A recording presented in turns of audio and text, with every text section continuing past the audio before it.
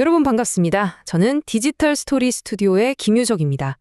자, 오늘 우리가 나눠볼 이야기는요, 그냥 흔한 옛날 건축 이야기가 절대 아닙니다. 요즘 시대의 프로젝트 매니저나 CEO분들이 보신다면 진짜 입이 떡 벌어질 만한 그야말로 완벽하게 짜인 18세기 경영의 마스터 클래스에 대한 거거든요. 바로 정조대왕이 밀어붙인 엄청난 메가 프로젝트, 수원화성 건설입니다. 사실 이 수원화성 축조는요, 그냥 돌로 성벽을 쌓았다는 걸 넘어서서 리더십, 혁신적인 HR 전략, 거기다 당대 최고의 첨단 기술까지 싹 다 갈아놓은 어마어마한 사례입니다.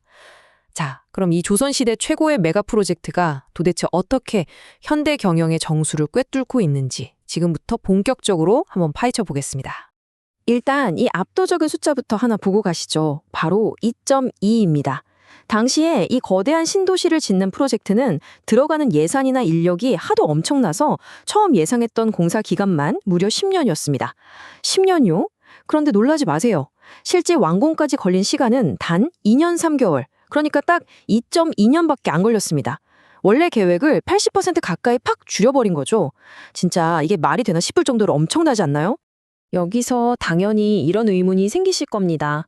아니 무슨 컴퓨터가 있었던 것도 아니고 굴삭기나 엑셀 프로그램이 있었던 것도 아닌데 도대체 18세기 조선이 어떻게 이런 기적 같은 프로젝트 관리를 해냈을까요?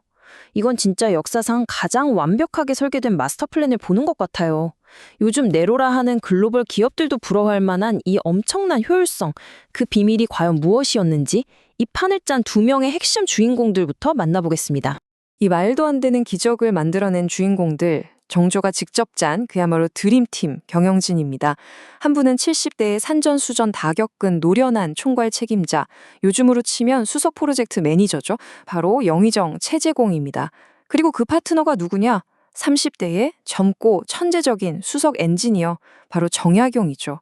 국가의 명운이 걸린 거대한 사업에 당시 최고의 정치적 무게감과 가장 혁신적인 아이디어를 딱 결합시킨 겁니다. 진짜 신의 한 수였죠. 이 두 사람의 궁합이 어땠냐면요. 그냥 완벽 그 자체였습니다. 최재공은 엄청난 반대 세력들의 공격을 다 막아주는 아주 든든한 정치적 방패 역할을 했고요. 동시에 그 막대한 예산이랑 인력을 현장에 딱딱 꽂아주는 거대한 엔진이었습니다. 그럼 정약용은 뭘 했느냐? 서양의 기술이랑 조선의 전통 방식을 기가 막히게 섞어서 아무도 생각 못한 독창적인 설계도와 내비게이션을 만들어낸 겁니다. 묵직한 권위와 혁신적인 실무가 진짜 톱니바퀴처럼 한치의 오차도 없이 맞물려 돌아간 거죠. 자, 그런데 여기서 진짜 재밌는 건요. 정약용이 책상에 앉아서 도면만 그린 게 아니라는 겁니다.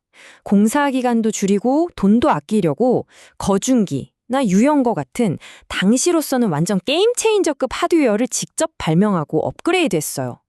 이렇게 혁신적인 장비들을 투입하고 원가 계산까지 아주 정밀하게 해내니까 국가 예산 아낀 건 두말할 것도 없고요. 무엇보다 현장에서 무거운 돌 나르던 노동자들의 뼈 빠지는 고통을 엄청나게 덜어줬습니다. 그러니 공사 효율이 확 올라갈 수밖에 없었겠죠? 하지만 아무리 장비가 좋아졌어도 그것만으로 이 기적이 설명되진 않습니다. 진짜 대박은요, 사람을 대하는 방식, 바로 HR 패러다임을 완전히 뒤집어 버렸다는 데 있어요. 원래 조선시대 국책사업은 그냥 백성들 끌어다가 돈 한 푼 안 주고 강제로 일시키는 부역 시스템이었거든요. 이러면 다들 먹고 살기 막막해지니까 당연히 일할 맛이 뚝 떨어지잖아요. 근데 정조는 이걸 완전히 바꿨습니다. 강제로 끌고 오는 게 아니라 일하면 돈 줍니다 하고 일당을 받는 자발적인 노동자들을 모집하기 시작한 거예요. 여기서 우리가 꼭 짚고 넘어가야 할 단어가 하나 있습니다. 바로 모군입니다. 국가가 억지로 징발한 게 아니라 나 돈 벌러 갈래! 하고 정당한 임금을 받기 위해 자발적으로 모인 사람들을 말해요. 심지어 농사철이 되면 백성들이 자기 밭 농사에 집중할 수 있게 공사를 아예 멈추거나 일정을 요리조리 맞춰줬습니다. 작업자들의 본업과 생계를 철저하게 지켜준 거죠. 억지로 질질 끌려와서 일하는 사람이랑 내 생계 보장 받으면서 땀 흘린 만큼 돈 버는 사람, 이 둘의 능률 차이, 안 봐도 비디오잖아요? 자, 그럼 이 동기부여의 끝판왕, 바로 기가 막히게 정밀한 임금 체계를 한번 볼까요? 기술 난이도에 따라서 기본급을 다 다르게 책정했는데 일본 노동자들도 하루 평균 2.5푼이라는 꽤 쏠쏠하고 합리적인 일당을 받았습니다. 근데 여기서 끝이 아닙니다. 이 위에 얹어진 성과급 제도, 이른바 도지제를 보면 정말 감탄이 나와요. 돌의 크기, 무게, 그리고 운반 거리에 따라서 단가를 아주 디테일하게 매겼거든요. 그러니까 더 무거운 돌을 더 멀리 나르면 내 지갑이 더 두둑해지는 겁니다. 노동자들 의욕이 그야말로 폭발할 수밖에 없는 시스템이었죠. 그런데 더 충격적인 건 그 당시의 기업 복지입니다. 18세기 조선이라는 게 믿어지시나요? 한여름 폭염이 오면 아예 공사를 쉬게 하고요. 정조가 직접 왕실병원인 내의원의 지시에서 만든 일종의 더위 극복 영양제 척서단 4,000알을 쫙 뿌렸습니다. 추운 겨울에는 털로 자란 소못까지 챙겨줬죠. 진짜 놀라운 건 산재철이에요. 일하다 다치면 공짜로 치료해주고 쉬는 동안 임금의 50%를 줬습니다. 게다가 혹시라도 안타까운 사망사고가 나면 유가족한테 장례비까지 지원했어요. 와, 이건 진짜 요즘 웬만한 대기업 복지 뺨치는 수준 아닙니까? 아니, 그럼 도대체 이 엄청난 인건비랑 복지 비용, 그 많은 돈이 다 어디서 났을까요? 정조는 백성들의 땀방울에 제대로 된 값을 치르기 위해서 아주 파격적인 결정을 합니다. 바로 왕실의 개인 비자금 격인 내탕금 10만 양을 쿨하게 캐척해버린 겁니다. 왕인 내가 먼저 나서서 당신들의 노동 가치를 존중하고 정당하게 돈을 주겠다. 이걸 행동으로 팍 보여준 거죠. 진정한 술선수범의 리더십이었습니다. 자, 돈을 썼으면 영수증이 있어야겠죠? 이 모든 과정이 얼마나 투명했는지를 보여주는 끝판왕이 바로 종합공사 보고서 화성성역의 의궤입니다. 이 책이 얼마나 징글징글하게 꼼꼼하냐면요. 공사에 참여한 장인 1,800여 명의 실명, 어디 출신인지, 며칠을 일했는지, 그리고 얼마를 받았는지가 화폐의 제일 작은 단위인 1푼까지 오차 없이 싹 다 적혀 있어요. 이렇게 장부를 투명하게 까버리고 실명제를 해버리니까 중간 관리자들이 몰래 돈 떼먹는 횡령이나 갑질이 아예 불가능해진 겁니다. 완벽한 회계감사 시스템이죠. 자, 이제 이 기가 막힌 요소들을 모아서 하나의 성공 방정식으로 정리해볼까요? 10년짜리 메가 프로젝트가 2.2년 만에 끝난 건 절대 우연이 아니었습니다. 체제공의 빈틈없는 리더십과 든든한 방패 역할, 거기에 정약용의 혁신적인 장비와 기술, 마지막으로 일할 만나게 해주는 합리적인 임금과 따뜻한 복지. 이 세 가지가 하나로 딱 합쳐지니까 노동자들의 에너지가 그야말로 폭발해버린 거죠.